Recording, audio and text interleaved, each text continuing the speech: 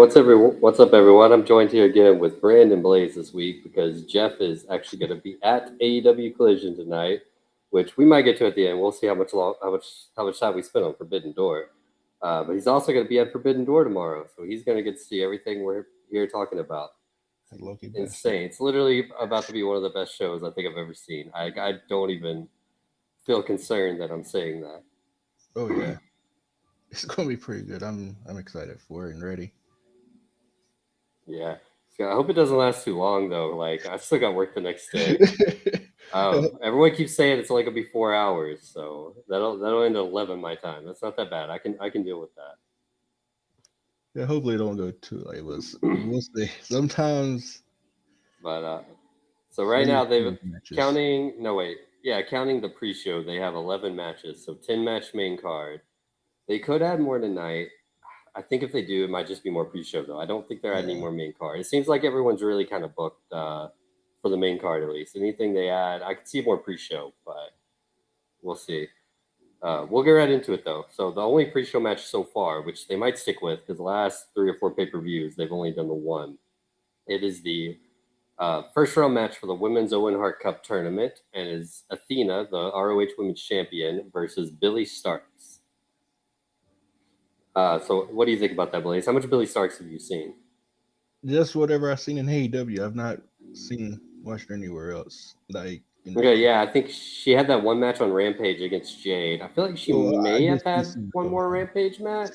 Yeah, But she's had a few dark matches, and she's been in Ring of Honor quite a few times too since they restarted with their TV this year. She yeah, definitely seems like a regular. Like I don't know if she's officially got the graphic, but I mean, I think she's signed. Like especially because she's in the tournament. I mean, true. but yeah, I think this is gonna be a good match. I don't think there's any chance she wins though. Oh, Athena's probably not. probably gonna kill her. Oh It yeah, might go if it goes 10 minutes, I'll be happy. But Athena's gonna kill her. yeah. That's I'm really interested to see how she does because this has got to be the biggest crowd she's ever been in front of, though. oh, that's It's like I don't know how many people are actually there. I mean, I know they sold out the building, but it's like an NBA stadium, so good bit of people. yeah, that's at least probably 12, 13. I don't know, somewhere in Yeah, that. something like that. It could be up to like 15 or 16, but I'm not sure. I hadn't looked at like tickets or anything. But yeah, so Athena's gonna win that. Like I'm like 99% Yeah, sure. unless they want to Um, give us a shot for Yeah, I but don't. so the way the women's bracket plays out is Athena will face the winner of Nyla Rose versus Willow Nightingale tonight. I'm almost certain Willow's winning that too, Oh yeah, because she's not about to lose before. We'll talk about her match on Forbidden Door II. There's no way she loses before that. yeah. So then we'll have what I'm guessing is Athena and Nyla Rose as a semifinal. We already have one semifinalist on the other side. Sky Blue beat Anna Jay last night on Rampage. So That she's was going to be against the winner of Britt Baker and Ruby Soho, which I think is on Dynamite this week. That's the one I really don't know yeah. I how think. they're going to go. Hmm. Because I think Ruby would make more sense for Sky to fight, not Yeah, Britt, but it's not like they do face versus face, especially for tournaments. It's the best time to do it. yeah. So I mean, yeah, I really don't. I mean, Britt's on my fantasy team, so I hope she wins. But Yeah, with the storyline though, it would make more sense for Sky to get to beat Ruby. yeah, and I think they're just like super high on Sky right now. I think Sky has a very good chance of winning this Oh whole yeah, tournament. If I I had to do. bet money, I think she's winning. Yeah, she's the one that I think's Because the favorite. yeah, I think she'll beat Ruby. I think she would probably potentially even beat Britt if that's the match. I'd be a little less Yeah, certain there. And then I think she'll beat Athena in the finals because they had a really good match on Ring of Honor a few weeks ago. I heard Sky that. and Athena. I need to go back and watch it. I heard It was about it. good. It may be the best Sky match I think I've seen. Uh, But the only other scenario I could see is Willow beating Ruby in the finals.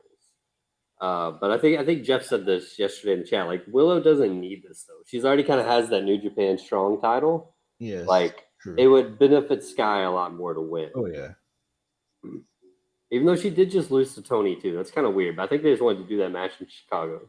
yeah. So, They just but yeah, the women's bracket actually seems really predictable to me, which is kind of it's the men's. We'll get to the men's later. It's also very predictable. I think it's like you can tell by the matchups like who makes the most sense in the semifinals. Like, I mean, maybe he'll throw some curveballs, but I think these I tournaments hope so. That'd be nice. I like that. they I don't like go. getting a surprise sometimes. It depends on what it is. Well, yeah, There's that's some yeah. that That's why some yeah, definitely like depends. What I it don't is. want to see Nyla beating Willow tonight, Oh for no, instance. If Billy beat Athena, that'd be a good one, but yeah, I don't know. I'm just not seeing it. yeah. So that's Uh, I'd be fine with Billy winning. I'm a huge Athena fan. She's like one of the, I liked her since well when I first saw her in NXT because I didn't see her before that. But yeah, I really liked her in NXT too when I first saw her, and then like I liked her at first on the main roster too, and I think she got hurt or something.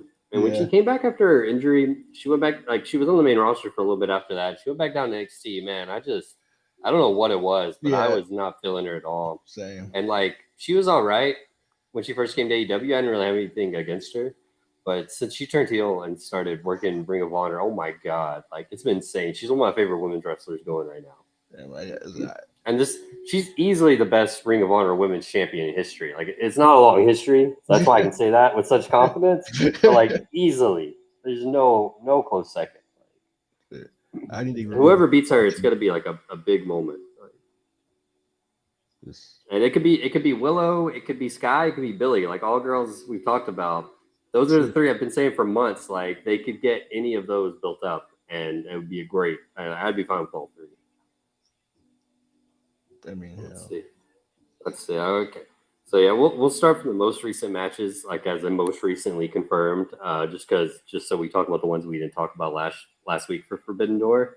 So the very most recent one was actually not announced till last night on Rampage. It is Adam Cole versus Filthy Tom Lawler making his AEW debut. I love it. Yeah, it's MJF apparently got Tony to book this because he wanted his pal Adam Cole to get the reps in before their tag team tournament match. I mean, yeah, that makes sense. No, it's great though. Like I'm so glad to see Filthy Tom on AEW. Like I've been such a big fan of his since I started watching New Japan Strong in MLW. He was still with MLW when I first started watching that Oh, yeah. again. It's probably back in like I think it was like late 2020 was like when I started like I just said like fuck it and I started just watching everything all at one time like New Japan MLW like all at once too. Just started taking in all the wrestling. He was so good in MLW. It's crazy. Was he in the best of the Super Juniors at one point or not? Not Super Juniors. He was in the G1 last year though. No, I don't know why I thought he was in that. He's not even there. He wasn't going there yet. He was in He hasn't been in New Japan since New Japan Strong. Even if you watched any New Japan Strong, he was in literally every tournament. It might have been MLW I first saw him, and he might have been in something. He was in the Opera Cup. He won the Opera Cup one year in MLW. That might be. That's probably that might be what I. Because I was with my friend. I was watching it, and everything, and we first in a way, I like this dude. Yeah, bro, he's so funny. Like, did you ever watch the Filthy Island episode of MLW Fusion? It was during the pandemic when they were just doing weird shit. I don't remember if I did or not. I thought I recall, but I don't remember nothing about it. It was absurd. So it was like they did a whole like storyline leading up to it where he got his own Fusion episode. The authority figure like granted Team Filthy were able to produce their own Fusion episode. It was like a parody of like Fight Island in the UFC, but also Fighter Fest because they had it where his financial backers pulled out last minute or something. So he had no budget, but he was still like liable for the episode because he had like a agreement. So they were in Hawaii, on an island in Hawaii, in the middle of the fucking woods. They had a ring with no ropes. They had no fans. It was pandemic, so there weren't. That's why they were being creative like this. And so no fans. They had people out there on couch cushions. Like Rocky Romero was there. They were on couches, lawn chairs. Yeah, I need and it was absurd. I remember oh man, I can't remember his name now. He was in MLW for a little bit. He stopped appearing a while ago. Some luchador guy. God, I can't remember his name. But he jumped off a tree at one point to start a match. What the heck? And Zenshi, that was his name, Zenshi with a Z. I think I remember him. I haven't seen him in a while. He was on MLW, but that was the only place I've ever seen him. But yeah, I remember this dude. He just jumped off a tree to start the match because there was a tree hanging over the ring, like a branch was over the ring. And at the end of the episode, the Von Erichs, because they were feuding with him, they lived in Hawaii at the time. They just recently moved back to Texas. They've been in Hawaii for a while before Yeah. that. They were like, they drove their truck from their side of the island, apparently where their ranch was, and crashed it at the end. And they were all brawling, they were jumping off the truck, and it was insane. That was probably one of my earliest instances of seeing Filthy too. And then I watched him more in Strong, and he's so good in New Japan. I'm glad he's going back to Japan for their shows coming up, like 4th of July. Yeah. But man, I wish he'd been more. He was great in the G1 last year, and the Japanese fans love him. It's so funny. Like they were cheering him like crazy. Hey, I Like can't they love blame his jean short gimmick where he pulls down his jean shorts to reveal tighter jean shorts that he left in. Like, but yeah, I think he's gonna be great against Adam Cole. So, I mean, he's gonna lose, obviously, Oh, but that's a really good match for Cole, though. It's a good match for Tom, like too, because I mean, you know how Tony is. yeah. If Tony likes him in this match, like we're probably gonna see that Tom Lawler is all elite graphic pretty soon, whether he Yeah. needs to be or not. I asked for it last night, but I was like, well, it probably makes more sense after the fake review. Yeah, it's probably more like his tryout. And I don't know. I know he has a contract with New Japan, but I don't know like how long that lasts or how tied down he is with Yeah. that. But it's not, and he probably still appear anyway. So True. yeah, great match. I can't believe they squeezed it into the card because it was already pretty long. But that's the 10th match announced for the main card. Let's move on to the women's championship match announced on a Dynamite, which is Toni Storm defending against Willow, who I mentioned before. Willow Nightingale is the New Japan Strong Women's Champion because she ended up beating Mercedes Moné at the last show. But her belt's not on the line, which makes sense because she's probably losing. I assume that's your prediction too, and your preference. I mean, yeah. There was always my choice of who should win was going to be whoever's title's on the line, and so it makes more sense for Tony's yes. So Yeah, I didn't want to see any like double champion stuff anyway. So nah, I mean, Willow winning would be cool. I like her a lot. I wouldn't complain, but I don't think we need that. They both have their own belts. So long as they keep featuring Willow, like they put more matches of her defending like Rampage, like they did a couple weeks ago. That'd be great. And it's a great spot for her. They probably feel like they kind of like have to put a women's match on the card for the optics, and Stardom couldn't send anyone over. yeah. So this is a good one because Willow is a New Japan champion. So even It though kind of makes sense. they're AEW wrestlers, but it's a little bit of a forbidden door. Very good, yeah, because was a New Japan, yeah. So Yeah, it's the best they could do, probably.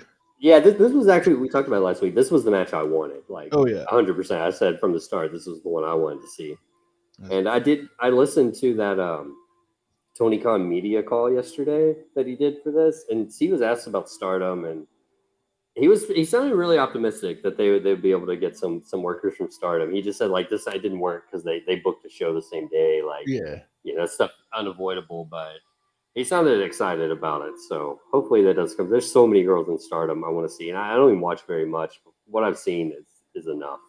I don't think I've seen any. I've watched like one show this year, and I've seen like a couple of single matches. Like I usually watch like I don't know, probably 5 or 6 of like the ones I just hear like raves about. But I watched the whole pay-per-view this year for the first time, like maybe ever. It was that All-Star Grand Queendom thing, and that was a great show. Like literally, I think it was like 1 or 2 matches maybe that were more like but everything else was insane. Like if I really need to try to fit it in more, but they run so many shows. They're worse than New Japan. Yeah, that's why I can never play either of those companies in TW. I'm not about to book that many shows. Bro, yeah, I don't want to get on a tangent here too, but we were talking about this in the chat. Like, in TW, like like booking the touring stuff. It's like hard and easy at the same time because you can kind of just throw shit together and it doesn't matter that much. But if you really focus, it's so much shit to do. Like, I wish there was like a hybrid schedule you could do where you could just do tour shows when you're running like your tournaments, or like you're doing like a G1, and then after that you could do like a weekly show, like get a fucking TV show going. But I don't think there's a way to do like TV shows like seasons, like in TV. Maybe you could do like monthly contracts, I guess, and just choose not to renew it yourself. But I don't know if they get mad and then not do business later. I haven't done enough. Yeah, I don't know. If it's like a okay, like the mutual split, I don't know.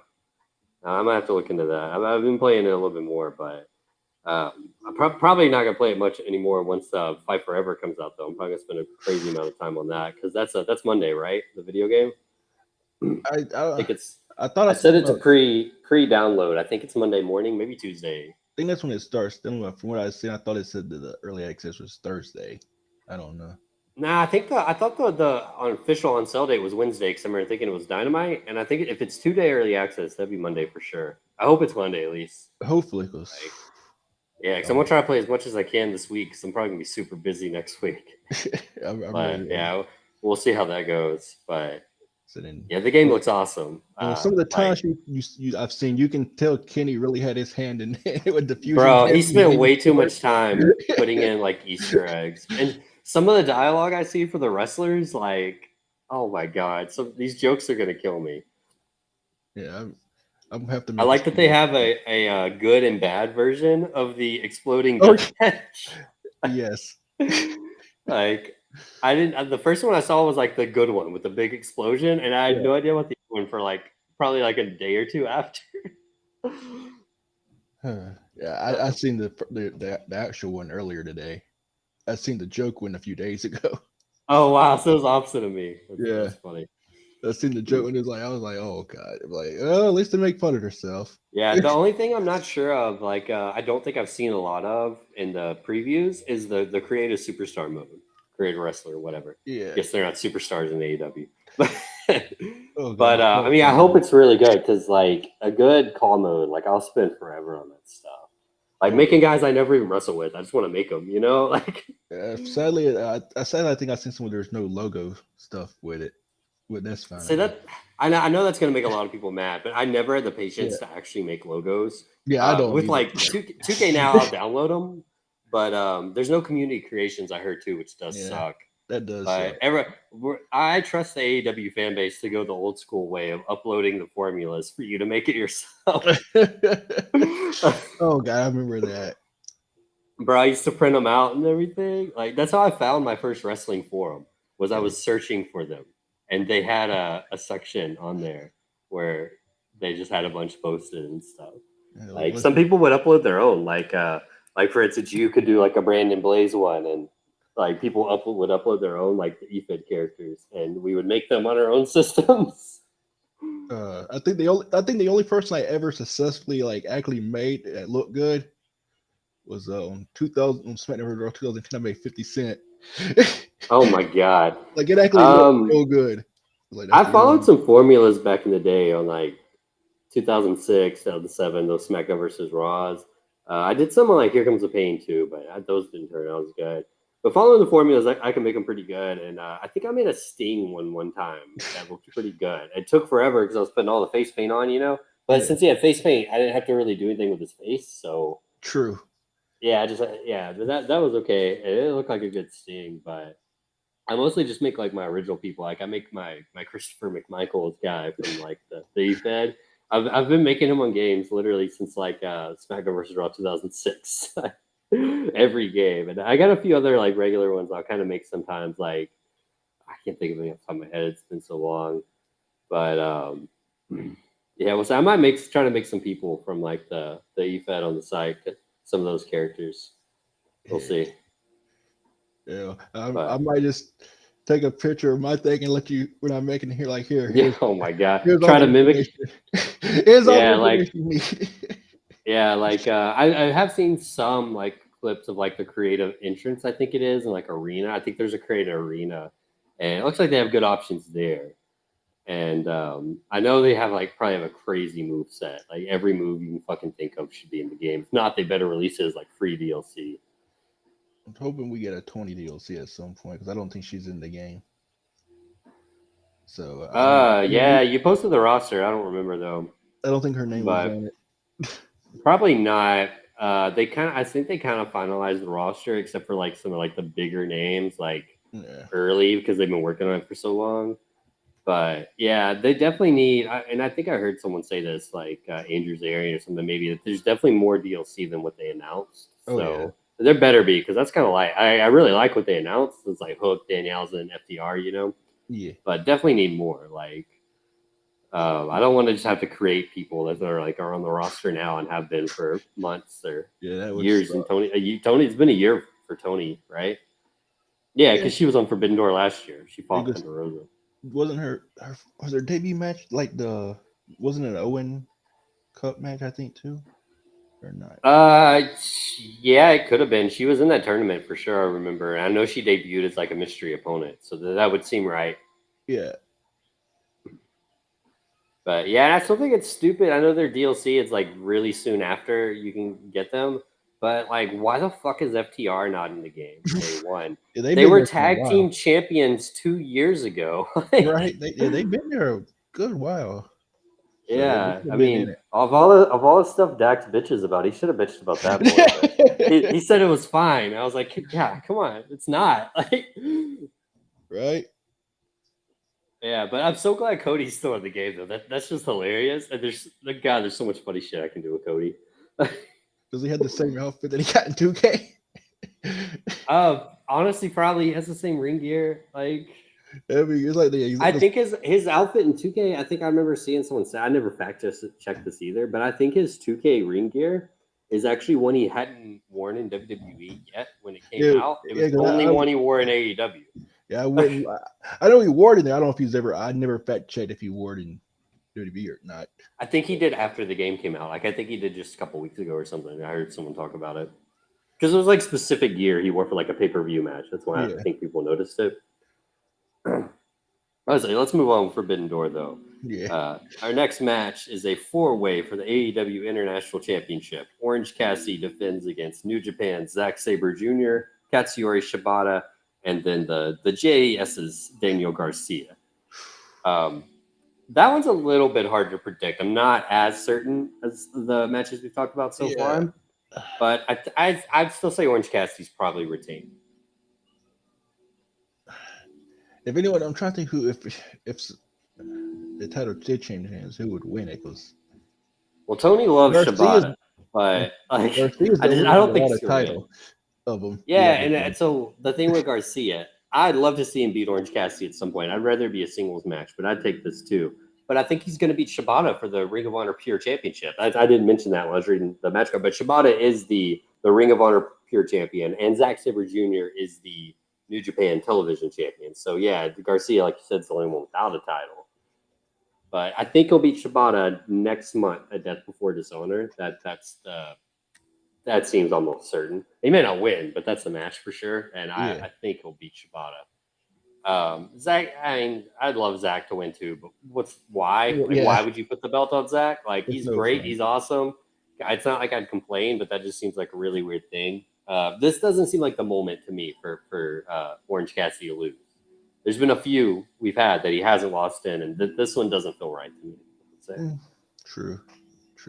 And the match I'm like interested in too, because like Shibata has not wrestled many four ways. They don't do that like in Japan, you know. Like, so I don't know. I hope it's laid out well because like I'm a little concerned. Like it might have some weird, awkward stuff in it, even though all four of these guys are just amazing. So I hope that's just like something I shouldn't worry about. Yeah, it shouldn't. I think it'd be a good match. At least hopefully. Yeah, it'd probably be one of the shorter ones too, I would say, which is fine. Just do like a sprint. All right, let's see. So now we'll move on to probably one of the more random matches announced, but it is what is it, the first? Yes, it is the first men's Owen Hart Cup tournament first round match, where CM Punk takes on New Japan's, well, not really, I think he's a freelancer, but whatever, they're probably crediting with New Japan, Satoshi Kojima.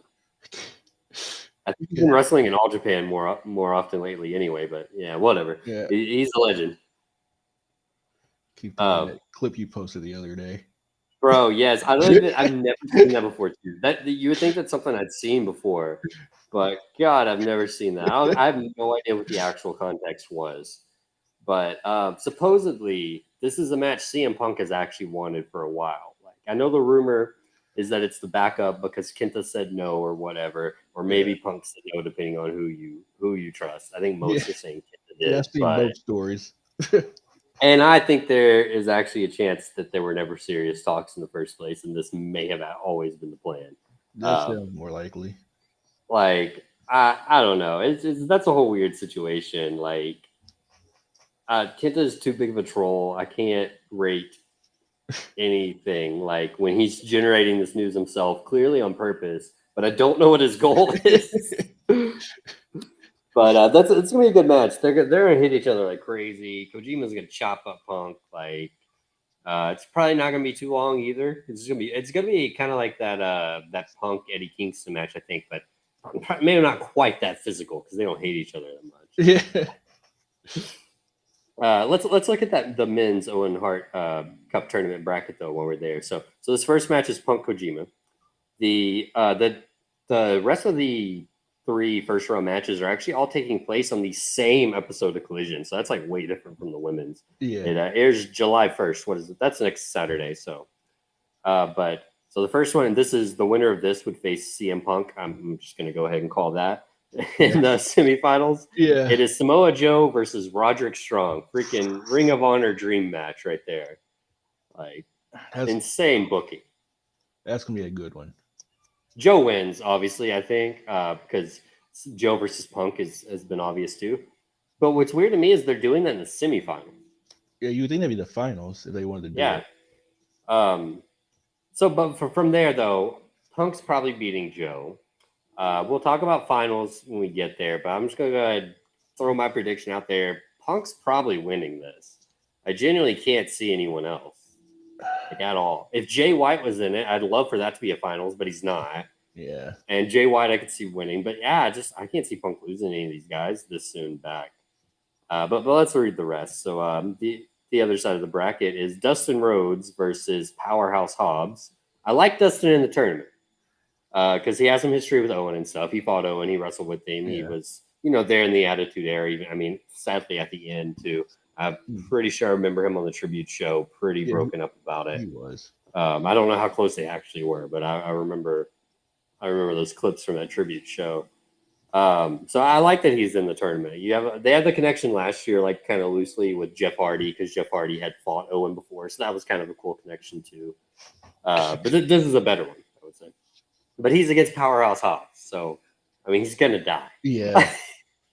Like Powerhouse Hobbs is going to wreck this man, and so the winner of that will face Ricky Starks against Juice Robinson, a rematch there. Ricky probably wins, I think. It's hard to tell when they're in this feud they're in right now because someone could screw Ricky, but I mean they're not gonna do Juice Hobbs. That's the weird part. That's what I mean by the brackets being kind of predictable because of those matchups. So I'm going with Ricky winning that one. And then we get the former Team Taz members of Hobbs and Ricky would be against each other. That's cool. I know they already fought that one pay-per-view and Hobbs fucking killed him. But that was so weird. Hobbs beat him in like 5 minutes for some reason. And then Ricky went on to do more stuff after that than Hobbs. Literally, that was such weird booking. Right. Looking back now in hindsight. But yeah, so Ricky versus Hobbs, that one I think is the most unpredictable match of the tournament because there's still those rumors that people think Ricky is going to turn heel and join the Bullet Club Gold. I'm not sold. I'm not sold that that's what's happening as much as some other people are. What about you? At least not yet. What's the chance? It's too soon right now. I kind of feel like that too. Like, I mean, Ricky's a great heel. He's probably better as a heel, but he's still so over as a face. Like, I feel like you want to milk that a little bit more before you turn him. Yeah, he's good at it still. It's not like he's bad at it, even if he's better as a heel. Maybe I know it. But so if Ricky were to turn though, then I could definitely see him in the finals against Punk, or maybe he does turn in that match. And either way, that could be the big hook. Even though he won't win, I kind of want Ricky to win it. The whole tournament. Yeah, I mean, I think Ricky was definitely the most likely one after Punk. That's what I could see some scenarios for sure, and even Hobbs. So Punk stays babyface, Ricky stays babyface, which I do think is the most likely scenario. Is Punk and Ricky not turning anytime soon? Punk is more of a maybe to me, but I just think he's just going to be this weird whatever. He's gonna get booed, but he's just gonna do the same stuff. It's not gonna be like a hardcore heel turn or anything. Yeah. We'll see. Once he like really gets into some feuds, I think that'll tell me all I need to know. Like, is he fighting baby faces or heels? And right now it's heels. So, but they could definitely do both. But if they both say babyface, Punk and Juice, I could definitely see Hobbs making the finals against Punk because Punk has said before he wanted to work with Hobbs. I think he has even actually. They may have had a match before, like a Rampage. Yeah, I know that's one of the ones that backstage that likes more. That's why. So Yeah, that's a thing too. Because I remember Punk's when he first fought or first debuted, he wanted to work with Team Taz. He said, and then he did. He fought Ricky. Yeah. He did. He's the one that started the Send Hook meme. You know that I don't know how many people remember. CM Punk started Send Hook before Hook ever had a match. And then that had everyone excited for like that's what helped build him up a bit before. It's crazy. That's I'm curious real quick because it says the men's finals is July 15th, which I believe that's a collision in Calgary, Owen's hometown. Yeah. So the women's is too. So that episode of Collision will have the men's and women's finals in a little less than a month from now. 2 days after my That's birthday. cool. I'm happy with this tournament. I like the talent they got in it for sure. I do think it's a little predictable, but like I'm not even mad at it because if it goes as I predicted, I'm perfectly satisfied. It seems like a great tournament. I mean, yeah. And get some great matches. One thing too, while we're on tournaments, that's a good point. These matches are going to be insane. While we're on tournaments, though, we only have one team announced, and we kind of already talked about the match related to Forbidden Door. But what the fuck is up with this blind eliminator tag team tournament? Like, what is Tony on? I love it. I'm a WCW mark, so it's. I like the concept, and I think he's going to do it better than WCW ever did because I didn't like the fucking Battle Bowl. I liked the concept of the random partners. Yep. I did not like the Battle Bowl. He's going to have some logistics he needs to work out, though, to not make it seem so like such a pro wrestling hokey thing. I'll talk about them in a second. But so right now, MJF and Adam Cole are the only team announced. We don't know when the tournament's actually going to start. We know the brackets will be announced next week. So if I had to guess, maybe Collision, Rampage, or the Dynamite after. And but so we clearly know like we're not limited to just like some mid-carders and tag guys. We'll probably get a few things where it'll be like one tag guy teaming with a different tag team's partner, and vice versa, maybe stuff like that. Like, I mean, let's fantasy book stuff. Like, I imagine like Ray Phoenix teaming with like fucking. I was gonna say Cash Wheeler, but he's the champion, so he won't be in it because the winners take a title shot. But like that'd be so awesome, some shit like that, Like, I can see the Acclaim on the opposite side of the river from each other for one. that'd actually be cool because like it gives you the chance to. I wouldn't want to lead to breakups for any of these teams, but just to have the partners fight each other, which is always fun to see. Like, but yeah, and I don't think like MJF and Adam Cole, they're probably not going to win. I think that'd be weird because then they'd have to actually challenge for the tag titles. Yeah, we'll have MJF's going to screw Cole somehow or something, but it's hard to tell. We'll have to see the brackets next week. But like I said, MJF probably doesn't care about winning that. Yeah, like I did hear someone say they could see MJF tags himself in and then just leaves so they get counted out because he doesn't want to wrestle. That's his whole thing, That segment was hilarious, man. They both were just like, "Shut up, Shavati." And then when he told him the news, Adam Cole was like, "I don't want to team with him." And MJF goes, "You want me to wrestle every week?" It's like, no, thank you, bro. Right. Let's see what match we got next, though. We're moving on up this card. Okay, so this is a big 10-man tag. This is going to be batshit because they're going to be going crazy in it. So the Blackpool Combat Club, which includes Jon Moxley, Wheeler Yuta, and Claudio Castagnoli, are teaming with Konosuke Takeshita and Shota Umino from New Japan. And I assume Don Callis will probably be out there too, unless he's of course too busy doing evil Don Callis stuff. And it's interesting. Wikipedia does not actually list Shota Umino in the Blackpool Combat Club, and I feel like he should be. Like I'm pretty sure they said he was when they all teamed with him in New Japan recently. Yeah. Whatever. I digress. Not a They are against the Elite, or technically, I guess they can't be called this anymore because the network vetoed the name Hung Bucks. But it's Hangman Adam Page, Matt Jackson, Nick Jackson are teaming with for the oddest two people I could ever see them teaming with, and Eddie Kingston and Tomohiro Ishii. Like that is going to be insane. Ishii's had some crazy matches with Moxley specifically, so I can't wait to see them just kill each other again. It was a G1 a few years ago.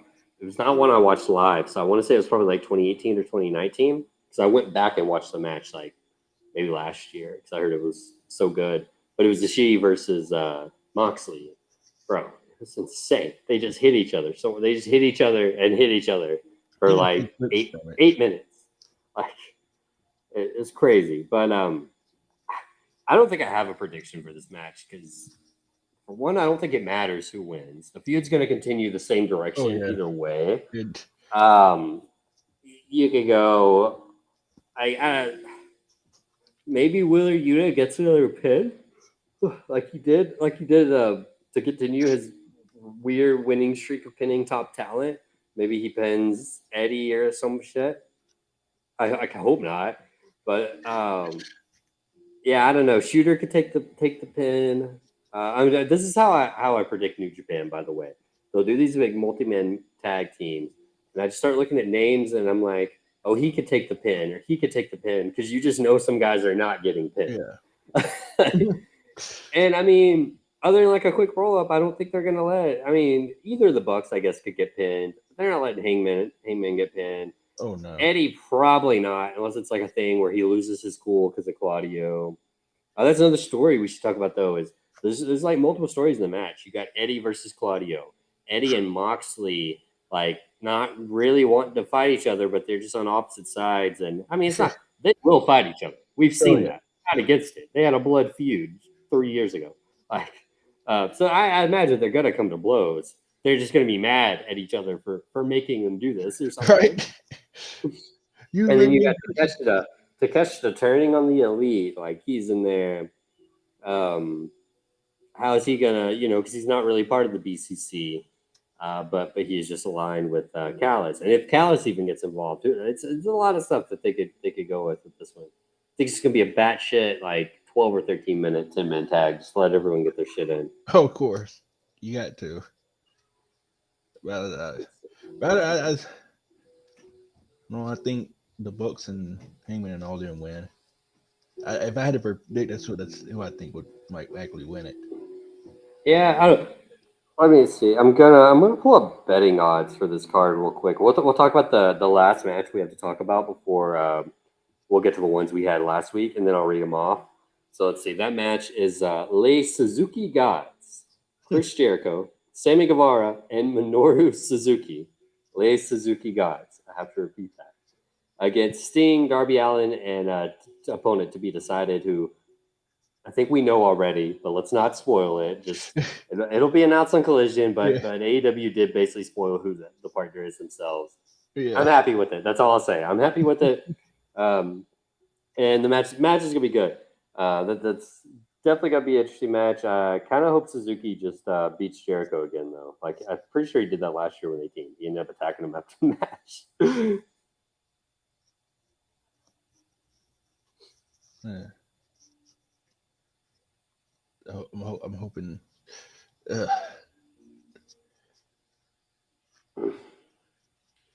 don't know. All right. What's up? I don't know. I lost train of thought there for a second. Oh my god.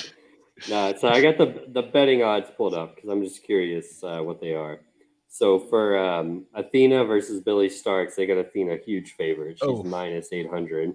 That's obvious. They actually have the Blackpool Combat Club team slightly favored over the Elite for that 10-man we were just talking about. It's only minus 200, so that's close. Orange Cassidy's a huge favorite to retain. Like, that's insane. Holy shit. The only other person, like Zach, they have is the next step, but he's plus 400. And then Daniel Garcia and Shibata, they got the same, but no chance. Tony Storm is minus 4,000 favored over Willow. This is absurd. Wow. We had talked about this match last week. We spent time on it. This has got to be the highest one. No, it's not even. Fuck, this is insane.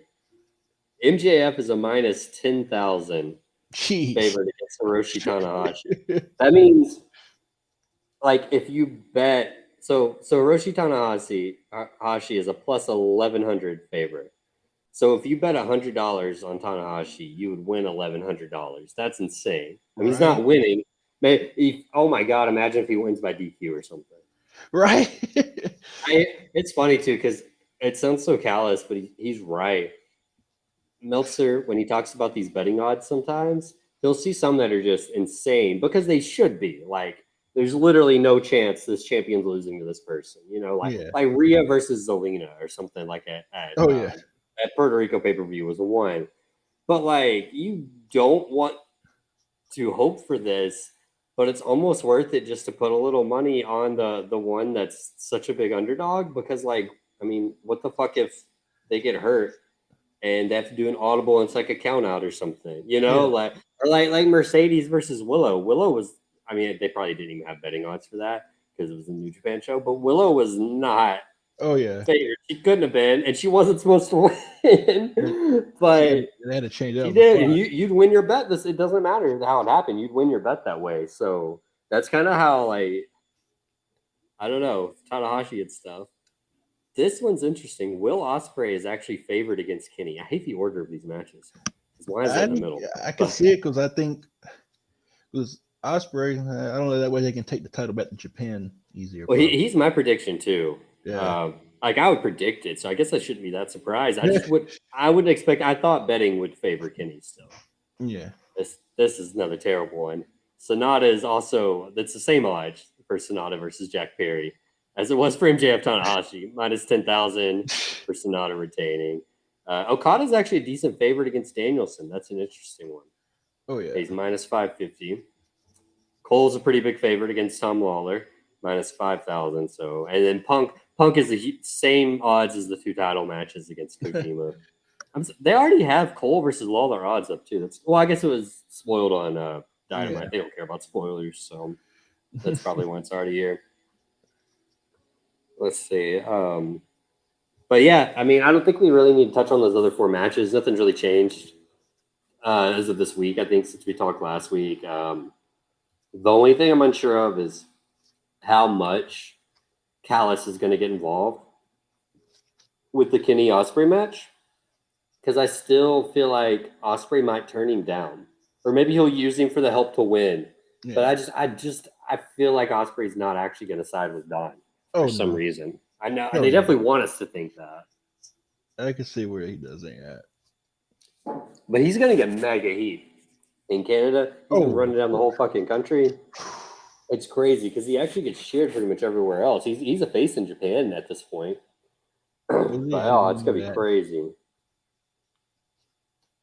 Wow. But yeah, so we got those two title matches and basically the two dream matches, which I guess Kenny Ospreay's still a title match too.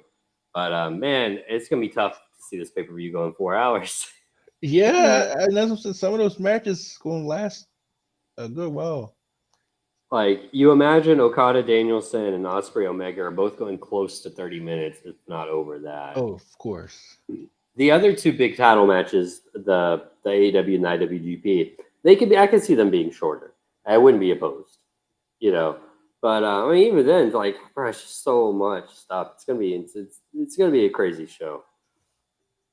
Like, I don't think I could be more excited for a wrestling show. Honestly, it's insane. I don't either, man. I've been, tongue tied there.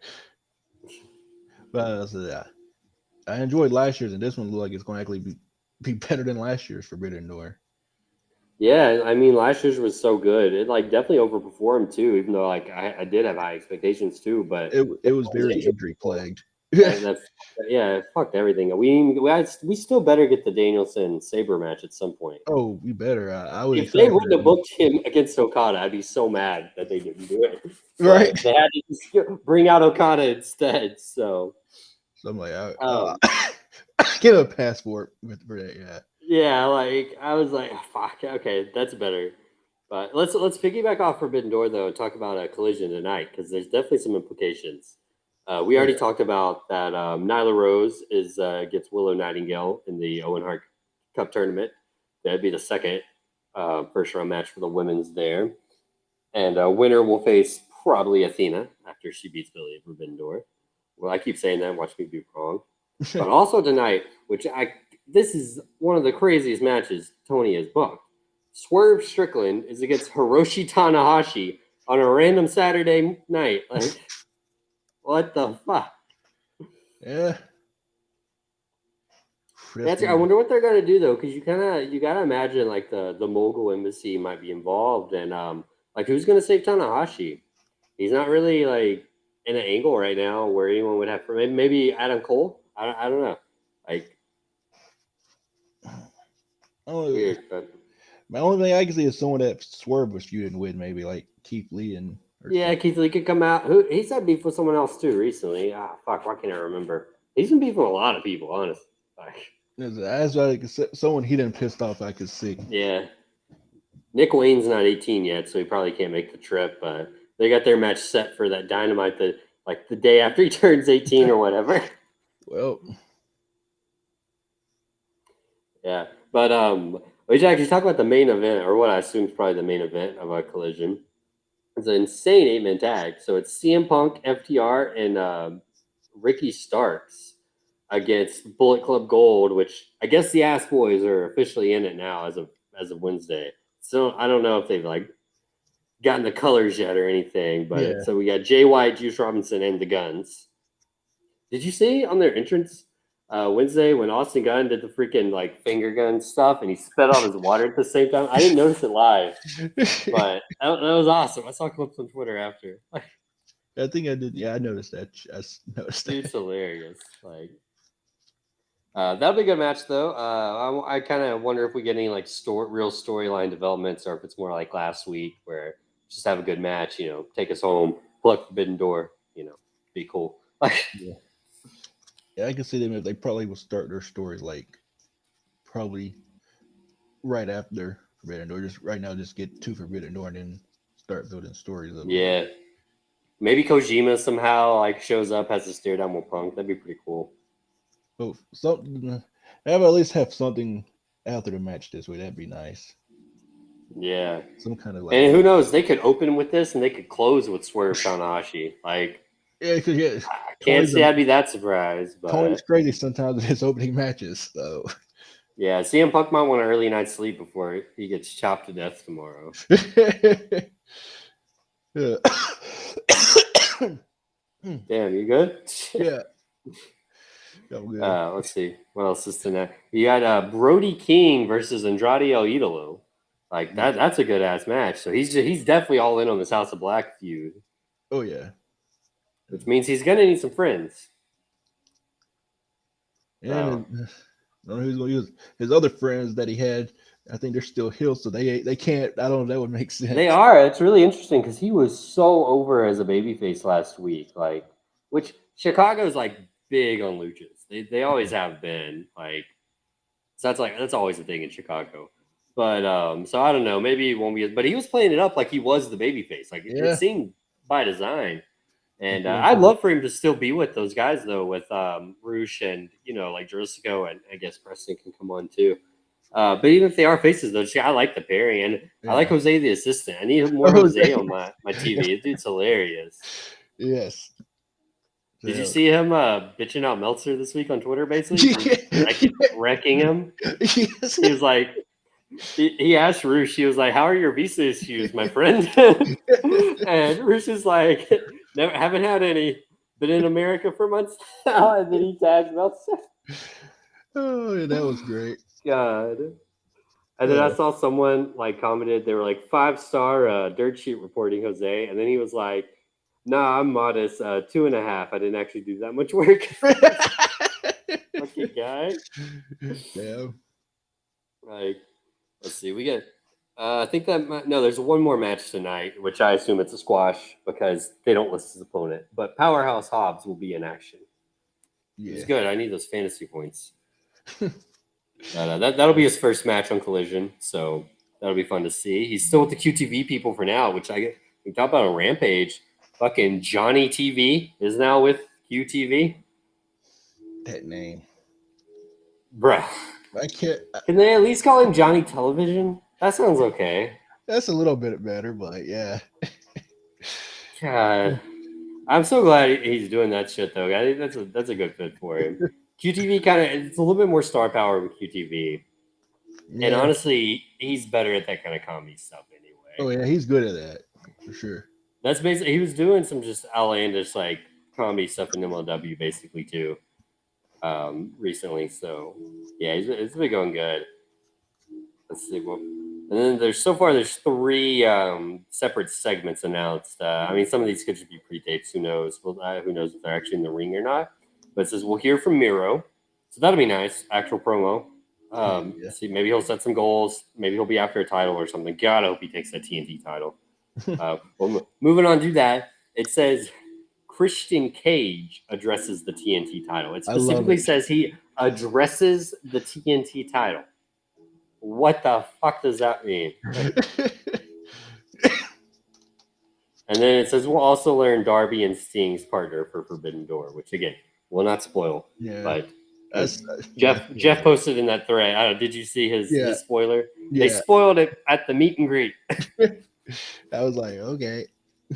Yeah, I will give one spoiler. It's not Goldberg.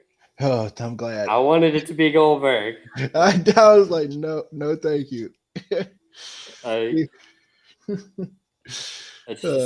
shit's so funny though. If that's how they brought in Goldberg for the New Japan crossover show, he's fought New Japan before. I mean, hey, you can work it in. Right. And he has a history with Jericho. I mean, people know about the backstage fight they had. Yeah, they had that. And do you remember their little WCW feud? It was like a one-sided feud. He just kept calling Goldberg out. Goldberg just kept no selling. Goldberg never acknowledged him. He was so mad about that. Like to this day.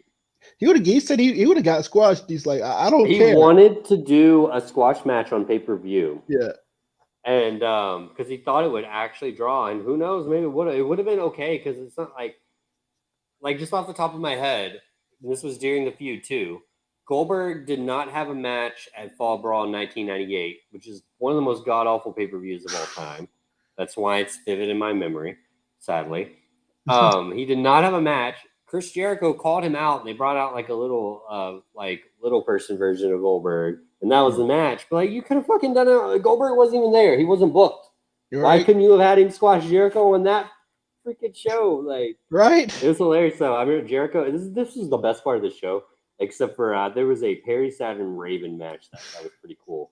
But other than that, the show was god awful. Except for that and this Jericho segment. He comes out, he's like parodying Goldberg's entrance. He's got Ralph as his fast security guard. And he gets lost. He can't find the way to the stage. And he ends up outside. He has to turn around and finally gets to, Gorilla. And, he gets out and there's like some sparklers that are barely working. It was so funny. Like, Jericho's a gym. I can't believe he's still going today. Like, as strong as he is, it's absurd. I need to get back to reading his books. I got all 4 of them. I got to finish them all. You got the one where it lists all his matches? No, I got all the 4. I guess you can say biography one. Oh, okay. Yeah, I haven't read all of them. I ain't got the list one yet. See, I read the first one until his career was over to release that, so it was complete. Maybe he'll release. I know, and honestly, the thing is, I thought he was going to retire like by now, so I was like, "This is so stupid to do that." Yeah. But he's already wrestled enough that I'm like, okay, he could just release like an extended edition and be okay, Yeah, that's why I'm waiting. But it was so cool. Like, yeah, I don't have it anymore. I gave it to my brother, and I never got it back from him. But that one was really cool. He had so much like guest like stuff, like people like chiming in for commentary. It was list on top of list. Like he would do top 10s as he's going through his matches, like be like his own like top 10 favorite like opponents in this company and that and stuff. I love like books like that. Like they're a lot easier to read than like your novels and everything too. You don't have to focus as much.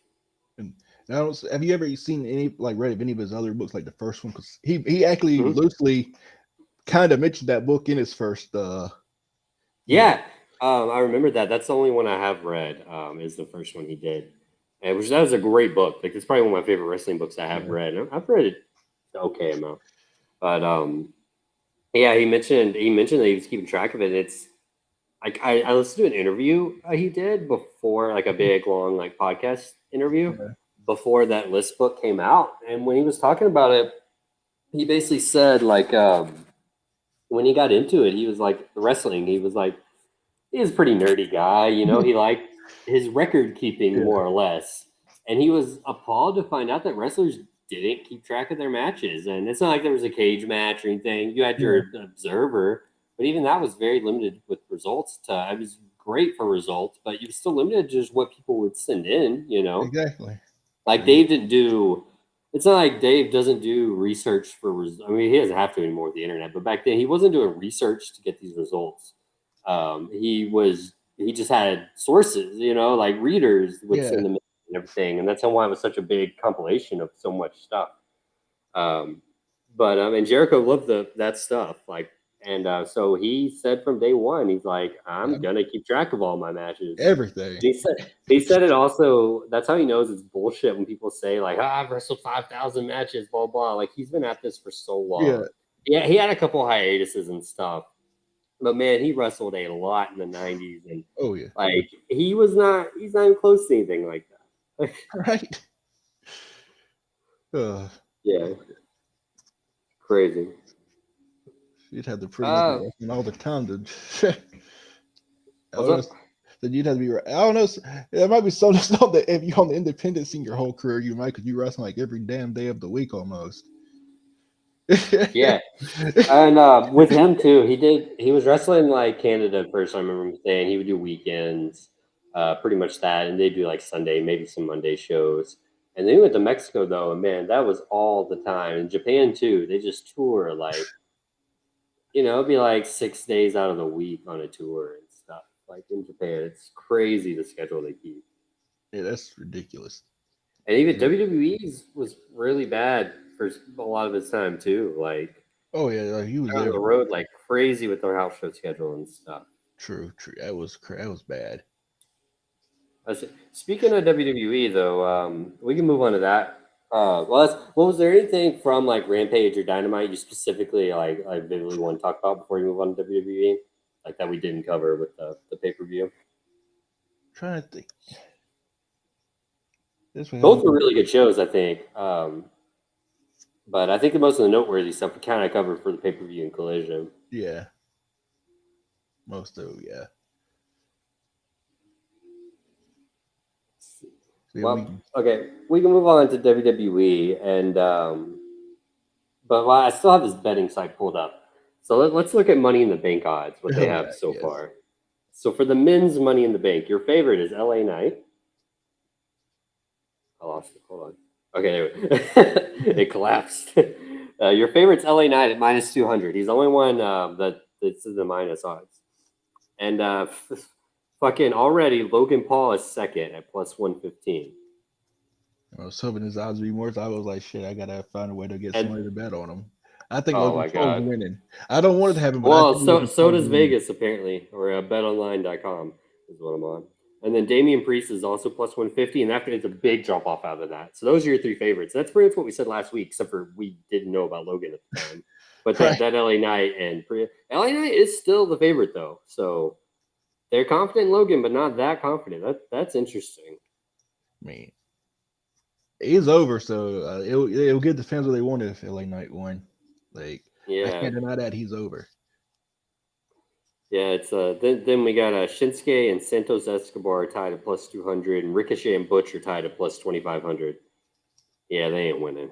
Nah. Let's see. Cody Rhodes and Dominic Mysterio. You want to take a guess who's favored there? I'm gonna guess Cody. Yeah, minus 700. Not crazy or anything like that though, but still pretty big favorite. That's like a I'd say that's like a normal, like decent favorite match, but one where it's like, yeah, there's definitely still a chance some fuckery could have Dominic winning. I want Dominic to win. I don't care. I want it to happen. I can't see it. But I can't say there's no chance. Like I don't know. I think it would be funny if you won. Just imagine the heat he get if you won. Bro, especially in that bit, like it's gonna be like 20,000 people. I think they're in like the O2 arena or something. Yeah. Yeah, it's gonna be crazy, and the England crowds is gonna be crazy in general. I bet. This is an interesting one. So for the Bloodline Civil War, do you want to take a guess which team is favored? It's close, but there's a favorite. I want to say the Usos. Yeah, they actually are minus 140, so not by much. Yeah, it's close. But that's interesting. If I they could lose, see it. Solo's taking the pin again. Yeah, for sure. I could definitely see it, and that we still do not know what Roman's doing for SummerSlam. Maybe he might just be. What if they do a triple? What if they do a fatal 4-way? Actually, all 4 of them. Could you imagine? That just popped into my head because the way Solo's been eyeing Roman and stuff too. But like, don't have Solo turn or anything yet. Just have some like dissension where Roman's like, "You're on my side, right?" And Solo's like, waits a second before saying, "Yeah," that kind of stuff. Yeah. And then let it play out in the match. That'd be awesome. Like, how would you, my tribal chief? Yeah, but I mean, at this point, though, I'm really thinking that it's going to be Roman doing something with the Usos at SummerSlam. At this point, I don't think they can fit anyone else in. Let's see the women's Money in the Bank. It's not that it's very very heavy favorites. Io Sky at minus 500. So I wouldn't say anyone else is even really that close to her, but that's not surprising to me. And that's what I said last week, I think, too, actually. What about them not even doing the Shotzi and Bailey match, which I'm kind of glad because I want Bailey in it. Yeah, I mean, honestly, I did not want that match to happen anyway, but it's so weird. I saw Bailey was literally doing local TV, plugging the match that day, like live local news stations. Like, what the fuck happened? I mean, the only thing, and I haven't heard anything about it yet, but I mean, if like one of them got hurt or something, like maybe a little minor injury, I mean, if they pulled it for that reason, that's fine. Yeah. It was just so weird because there was no. This match was scheduled, but it can't happen because of this reason. And I mean, when Vince was in charge, he used to do that all the fucking time. And apparently, this was a Vince thing, apparently too. Oh, but even when Vince was changing stuff up, like the last time, whenever it was announced like that, they acknowledged it on screen and they tried to explain it. This was just dropped. Yep. But at the moment, Bailey is still in. Speaking of her, she's plus 500, which is third after Becky Lynch, who is plus 350. Yeah. And then they give Zoe Stark, she's plus 900, and Zelina and Trish are both plus 2,000. They don't give Zelina and Trish any chance. I figured Trish was the little bit top for those. That's still, like. Yeah, I'd give Trish a higher chance than Zelina, honestly, myself. See, that's not one of those ones where you want to really place money on the what who's not favorite because there's no DQ the back. And I should mention too that because I just saw the time, the show is going to start early next week, so we'll probably do this show at a different time too. Jeff will probably be back then. I'll have to go with them, but yeah, we'll keep everyone updated on that because we'll probably just go on like a little bit after Money in the Bank before Collision or something. We'll see. Let's see. Oh, one more match. I didn't see it under the ad. Forgot about it. So Seth Rollins is favored minus 2,000 over Finn, which I think that's pretty fair. Pretty fair. I don't think Finn's winning, but you never know with WWE. That's the only way I could see it if Damian won the briefcase and they wanted to have. Yeah, exactly. If they wanted to plug something like that. But other than that, I can't see Finn winning at all. Yeah, what'd you think about the Uso segment on SmackDown last night though? The opener, Jay's promo mostly. Yeah, I thought it was so good. Jay has gotten so good at promos; it's actually absurd. So good. Like I said, Jimmy ain't that bad, but Jay's something else. Yeah, that was I like the opening and closings of SmackDown were really good. I thought I like the stuff with Sheamus and Solo before how they set it up. Sheamus coming out all mad. Match was pretty good till that ending was weird. Yeah. Like, did I miss it? Because I mean, I was pretty fucked up last night. Was the ref? I think it was the Jessica Carr. May have been a guy. I don't remember. But was she counting them out? Like, was it a count out, or did she just wave it off like right after that barricade breaking spot? Because that's what it looked like to me. And I'm like, why? I mean, at least do a count out. Like, Yeah, I remember. Then they called it. yeah, I thought she just waved it off right then and there. I guess it's a no contest, which I mean that's the same as a double count out. It's just Yeah. weird because they do count outs all the time for those spots, and then they make it into the ring, So it's weird that Yeah. she's decided not to that time. But I guess Yep. that was the planned ending, so I don't know. But it did. The positive I will say is they seemingly assume the reason they did it is because they didn't want Sheamus to get pinned, though. Man, I know he got wrecked still, but they didn't take a pin, so I mean, Yeah. that tells me they do want to somewhat protect Sheamus still, which I do enjoy that, even though I don't like the exact method. I still hope whenever Gunther loses the title, they have Sheamus be the one that beats him, so he can Yeah, mark it, check it off his list. yeah, me too. That's all I want. Just and he's on the opposite show now too, so it might Yeah, be a little bit. so But it might be hard, happening. oh, and one thing we should talk about too. I just saw it this morning. There was one more match announced for Money in the Bank this morning on like the SmackDown Lowdown show. It's yeah, Ronda Rousey and Shayna Baszler are going to be defending their, I guess they're the unified women's tag team championships against Liv and Raquel, the former champions. They booked that for Money in the Bank instead of a singles women's title match. Very odd. Very odd.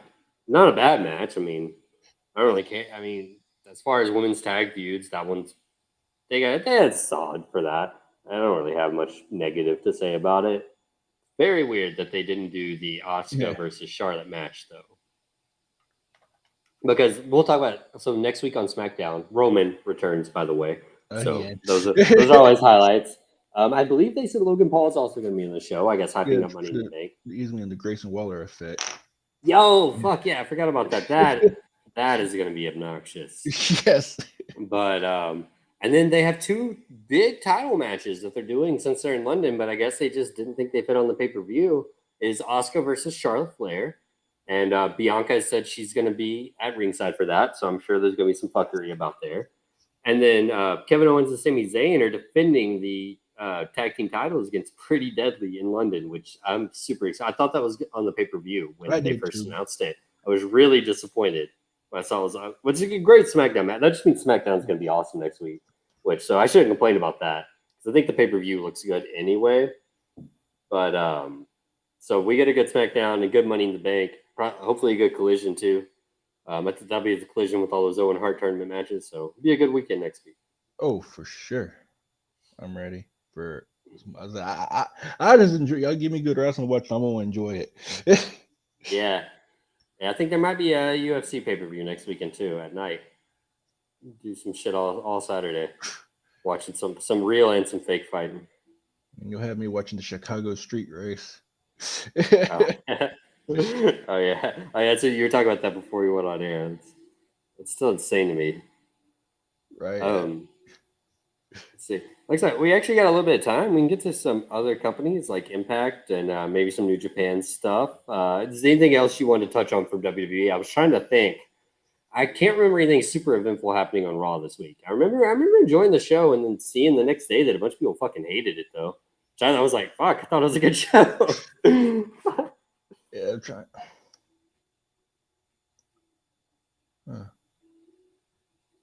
I give my weeks. Was this the week or last week? The week when Seth had the open challenge. That was this week, right?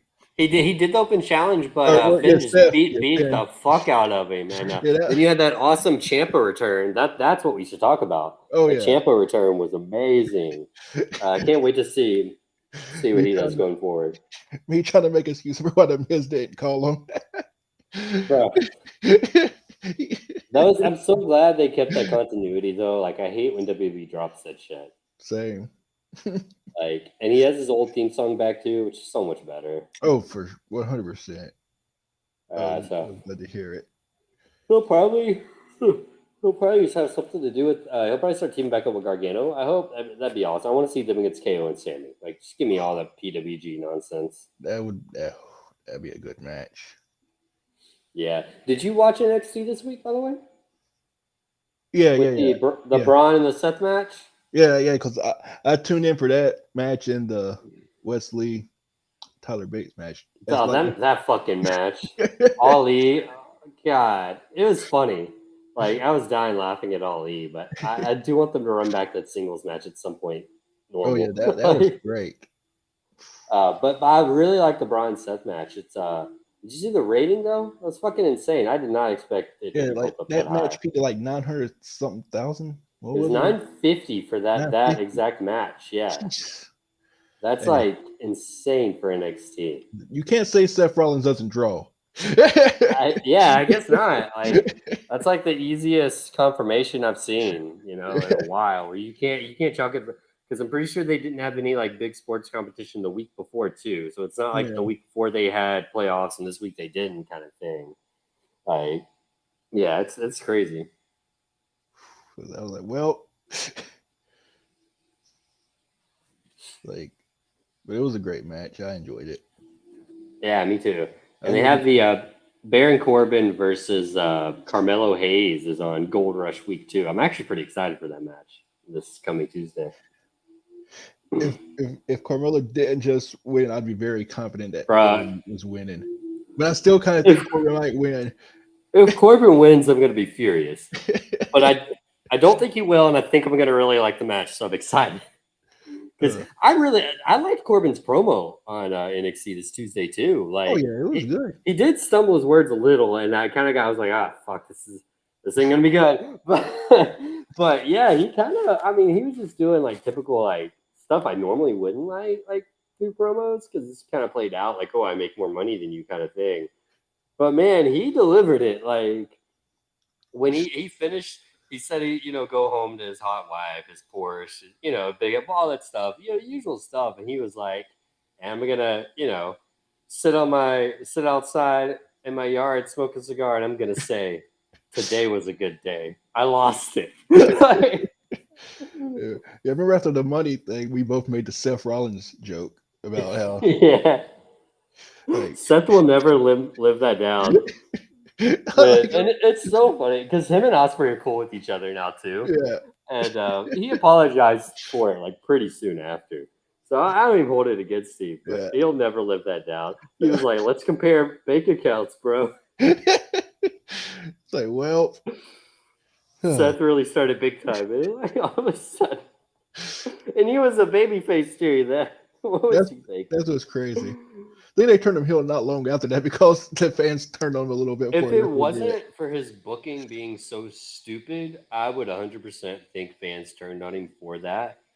I That's do think true. it played a part, but Yeah, I think it was more the he had Bray some of those stuff, god awful babyface booking after he won that title. especially that Bray Wyatt Fiend stuff. That was That killed it. But before that, even he was doing the mixed tag feud where he teamed with Becky, who he should never be on screen with. I'm happy for them as a couple, but never be on screen as partners again. And I think they both said that after that. yeah, They're yeah, like, I know Becky did for sure. yeah, I remember.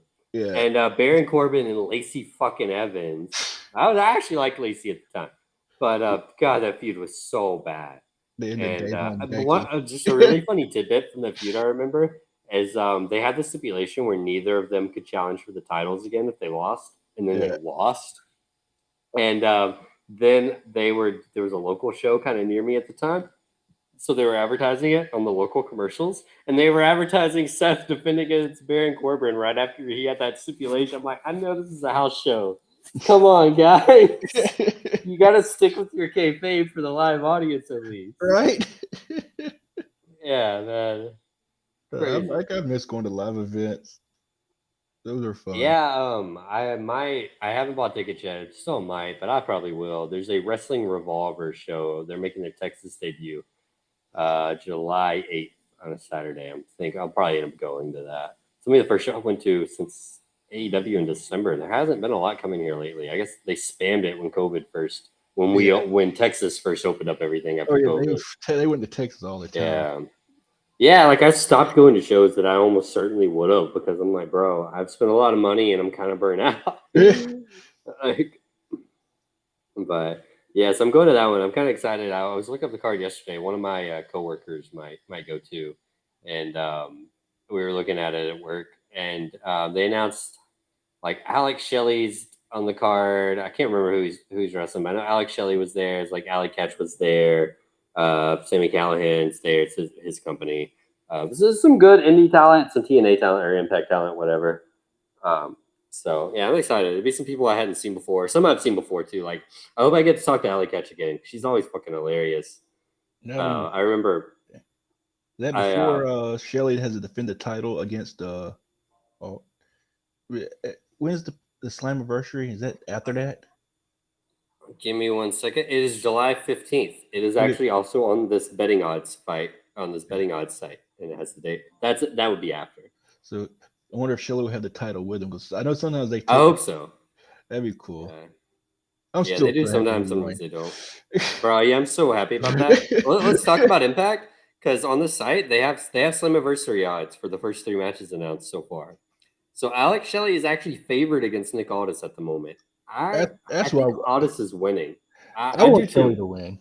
but I think Aldis is winning. I think Aldis had it. He just turned heel, like not last Impact, but the Impact before. So I'm like, that's it. They want their heel champion, and I think they just decided they like Magnus. Wow, they like Aldis better than Macklin for it, which is fine. He's probably better, even though I do really like Macklin. So I think Alex Shelley might be that transitional champion role right now. But well, hey, betting odds obviously don't think so. So we'll see. Anything interesting happening? Because I missed it. I've seen the last 2 weeks. Well, like I seen the last week and the week before, but This Thursday, yeah, I ended up. I was like hardcore multitasking when I was watching, but it was a solid show. They built up Slammiversary a little more, but it wasn't like super. The matches, all these matches had already been announced before. They didn't announce any new ones yeah, yet. They just kind of built more with like Scott D'Amore stuff with like Bully and Kenny King's like getting into some shit with like Joe Hendry. Maybe they'll have a match at pay per view. It's not confirmed yet though. But yeah, it was a solid show. They had a good main event. It was like Eddie Edwards' team with Frankie Kazarian against Bully and Macklin. And I don't know where Frankie and Eddie's going to go because Eddie accidentally hit Frankie, but it was like really an accident. Who knows? I think I might be one of the so only Bully fans on the forum. I'm pretty sure of it. no, this Impact run has not been bad. His Tommy Dreamer feud fucking sucked. But other than that, I really liked his feud with Josh. I liked his fake face run at the beginning when everyone was like not trusting him, but he was being halfway convincing. Then he just turned heel anyway. I love the match with Josh at Hard to Kill. And I'm liking him a lot more now doing the stuff with Scott D'Amore than it's just stuff with Tommy Dreamer just sucked. I didn't need to see extended. I think I missed most of that. Like, bro, it was like just a big advertisement for Busted Open Radio. It's terrible. Like they had a live Busted Open on one of their Plus specials. The first ever live Busted Open they got to say. Wow. Like, God. But they also got so Trinity is favored. Actually, yeah, okay. This is very, very, very slight favorite. It's basically a coin flip. Trinity is favored to win the Knockouts title against Deonna Purrazzo. I can't read, but yeah, very slight favorite. Minus 130 and Deonna's minus 110. So yeah, I can see it going both ways. They might not want to throw it on her this quick, but they're definitely high on her. They probably don't know how long she's going to stick around. And if she's going to stick around for any sort of reasonable time, they might want to go ahead and give her the reign, before she leaves. Trinity, that is. Maybe, I don't know. But I've really been liking this Deonna face run, so I kind of hope they stick with that. But I don't know. I think I'd actually like it more if Trinity turned heel. But I don't know. That's a weird match. I'm not the biggest fan that they booked it this early, but it's also Slammiversary, big pay per view to your top 2 women stars. I kind of get it at the same time. Yeah. Then this match is absurd. I can't believe this is on pay per view. Bully Ray and Steve Macklin are teaming against Scott D'Amore and PCO. God, I hope Scott D'Amore puts Bully through a flaming table. Oh, he has another Canadian destroyer. Yes. Oh my God. This is amazing.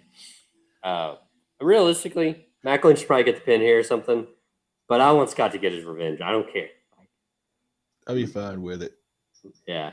And I believe those are the only 3 matches announced so far. They're only 3 betting odds for sure, but I don't remember anymore off the top of my head. Impact also has those 2 Australian shows though. I guess they're streaming on Fight. They're not on Plus. So I Yeah. do believe I might have to buy them if I want to watch them. Oh. I'm not watching them live though because they're gonna be like 2 or 3 in the morning because they're in Australia. But I think they're June 30th and July 1st, so that's next weekend too. So I'm on top of Money in the Bank.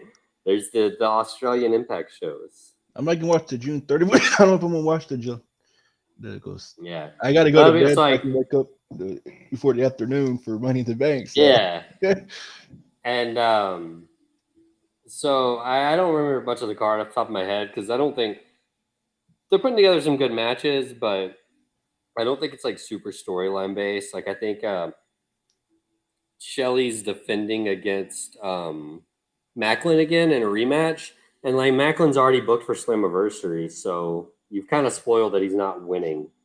Like, yeah. but let's see. We got 10 minutes left to get into some other wrestling. I was gonna see what else is betting odds. Okay, they got some NJPW odds. Let's see what they got going. Oh, that's interesting. They got G1 odds. Cool. I would not have expected that they had G1 odds on this Bet Online website. So let's see who they have as the favorites for each block in the G1. I'll read off the blocks for. I assume you probably don't know the blocks. Yeah, I know. Okay, so I'll read the blocks off. This is going to be in order of how they're favored, and we'll kind of talk about those odds. So block A, the IWGP World Heavyweight Champion Sonata is the favorite. And then after him is Pro Wrestling Noah's Kaito Kiyomiya, then Shota Umino, Yoda Tsuji, Hikuleo, Ren Narita, Gabriel Kidd, and Chase Owens. Yeah, Chase Owens is plus 5,000. He should be someone. There's no way this fucker's winning the block. So that's kind of like the young boy block, though. Like outside of Chase Owens and Sonata, you got Shota, Yoda Tsuji, Hikuleo, Ren Narita, and Gabriel Kidd, who are all not far removed from being young lions. And then Kaito Kiyomiya, who is still young, really young, one of Noah's big stars, though. So that's an interesting block. All with the World Heavyweight Champion Sonata, and then Chase Owens, who every single person should be. But so that's an interesting block. It's weird they threw all the young guys in this block when Okada, off the top of my head, is feuding with 3 of them. 3 of the young lions in this block. I thought Okada would be in this, but he is in the next one, B block. And he is the favorite in B block, followed by Will Ospreay, Kenta, Taichi, Tangaloa, Yoshihashi, Great Okan, and El Phantasmo. Why is El Phantasmo so low? I mean, I don't think he's going to win. I would give him like no chance of winning over Ospreay or Okada. But why the fuck is he below Tangaloa? Yeah, that don't. Yeah, but that's so it's alphabetical. So he's favorite. tied with Yoshihashi and Great Okan. What'd you say? So the 2 blocks of that was my favorite. Yeah, I do like this block. Oh, and by the way, if you don't know the schedule, so what it is the top 2 finalists in each block move on, and then they have a weird like single elimination part after that. So it's not just the top person in each block. So 2 people from each block that I'm naming actually move on. Yeah. So like my prediction for A block, for instance, is Sonata and Kaito Kiyomiya. And then my prediction for B block would also be Okada and Will Ospreay, who are the favorites. Let's see. Oh, well, that's fucking stupid. We'll get to this one after. They have in the middle here just overall odds of winning the tournament, not by block. I don't know why that's in the middle. But so we'll move on to block C. Favorite here is David Finlay, pretty big favorite. Followed by Shingo Takagi, Tama Tonga, Evil, Aaron Hanare, Tomohiro Ishii, Eddie Kingston, and Mikey Nichols, who has no chance. Eddie's not super low, despite being that far down on the list, because this is a pretty close block. But I don't think Eddie's going to win anyway. That when it was Nick Miller at one point. No, Mikey Nichols was Shane Thorne. Yeah, you're right. Yeah, he was Nick Miller. Okay, I knew he was one of the. Because I can't remember which one. I knew he was one of the 2. Yeah, in WWE. Yeah, he's part of TMDK. But I'm so excited to see Eddie Kingston fight these guys. Like, I think Finley's definitely moving on, but as for who could be second, I'm not sure. I hope Eddie does That'd be personally, nice. Good for. That'd but be I good could for see Eddie. Shingo as well being another one. That's really kind of it though. Like maybe Ishii, but I doubt it. And then we move on to Block D, which has two heavy favorites who are probably my picks for being the two that move on to, and Zack Sabre Jr. and Tetsuya Naito. Then also in this block, going down the list by their favorite is Hiroshi Tanahashi, Jeff Cobb, Hiroki Goto, Shane Haste. That's the other member of Yeah. TMDK, by the way. Alex Coughlin and Toru Yano, who's plus 3,000. Jeez. But yeah, That's Zach and Naito for sure for me moving on like a there. good block too. Tanahashi, slight chance because it's so popular. Yeah, I really like this tournament. There's a few guys, like a few of the people that have no chance of winning. I don't really have an issue with them in it though, because Like Chase Owens. I like him. there's good. For the little I've seen Chase of him. Owens is the only one I do have an issue with. Chase Owens. They could have put someone else besides Chase Owens. I don't even think he's that bad. He's okay. He's perfectly average at everything he does. But he does not need to be in a G1. Yeah, probably not, but hey, I'm fine with it. So this is really interesting to me. The overall odds to win the entire tournament, which no one is like a minus favorite. So this favorite here is plus 200, but this is the top favorite. Zack Sabre Jr. I would love it. I give it no chance. I've been cheering for him to win a G1 for years now. Then tied for second, we have David Finley at plus 250. And also my pick, someone else who I've also been hoping would win for years now, is Tetsuya Naito. I want Naito to win, and I want Naito to face Sonata at the Tokyo Dome for Wrestle Kingdom, because they have the history of where Sonata has left LIJ now, and Naito's the leader. And Naito's had this, excuse me, he's had this thing for years now where he's like obsessed with getting back in the Tokyo Dome main event. He doesn't even care about the belt. He doesn't care about the G1, but he knows the only way to make sure he's in the main event is to get the stupid belt that he doesn't even like carrying through like customs and stuff. Like, so that's like his whole angle. And I'm like, they've been teasing it for years now. And they're like, and he's like, every time when he doesn't win the G1, you know, and he doesn't get his Tokyo Dome main event, he like gets more and more desperate. So it's interesting.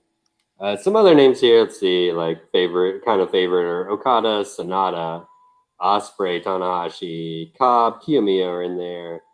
And we get some odds that aren't that great. Let's see who. Toru Yano is the least favorite, of course, with plus 5,000. And then both TMDK members are plus 4,000 before we get into some recently graduated young lions above them.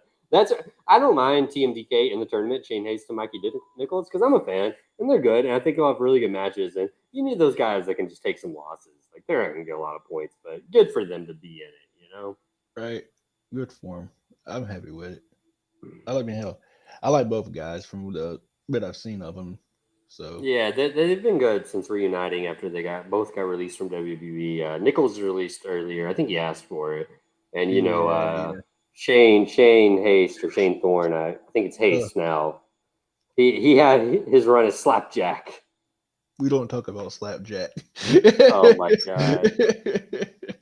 Fucking paper plate mask. That was so stupid. Yeah, but that so basically, I mean, we pretty much covered all the big shows coming up recently, which is some crazy stuff. So that G1 starts on July 15th, is what that date said. I think that sounds right. And it'll go for about a month. It'll end around the same time in mid-August. That's with the whole finals and everything. So the block stuff will be a few weeks. Yeah. Shit, I think you have access to my New Japan account still. If not, the info's somewhere way back. I don't think I'm logged in. I don't even know. But yeah, you got that. You got the Impact stuff we just talked about, the Australia show, the Slammiversary, which mid-July. We got Money in the Bank coming up. We got Forbidden Door. I think the first few Collision shows are still going to be like big deals before it kind of goes back to being more of a normal TV show, or it goes to be one. Yeah. Yeah, it's such a great summer for wrestling. And we'll end with the SummerSlam, which is already like getting sold out, at Ford Field, and then you got All In, All Out. Just absolutely insane summer of wrestling. I hope we find out soon that Olin's on Max. Please let that be the Yeah, case. me too. That's what I'm hoping for. But That'd be all nice. right, we'll wrap up this week, and like I said earlier in the stream, for anyone next week, we will definitely be later because we'll probably go on sometime after Money in the Banks, which is early in the day because it's in England, and Jeff will probably be back next week, I assume. As long as all things stay normal. This will probably not be the last time we see Blaze on here either. So, good job filling in the last couple weeks while Jeff was off doing some other I stuff. enjoyed it. So Right now, he's got to already be in the arena for a collision right now. Oh yeah, I'm pretty sure he is. Yeah. Let's wrap this up. 6:30. Yeah. I gotta make some dinner real quick before that show starts. And I'm gonna have a good old time tonight. So I'm ready. Thanks everyone watching, and we'll see you all guys sometime next week. Keep your eye posted for the actual time. Yeah. All right. Thanks again, Blaze. Oh, no problem.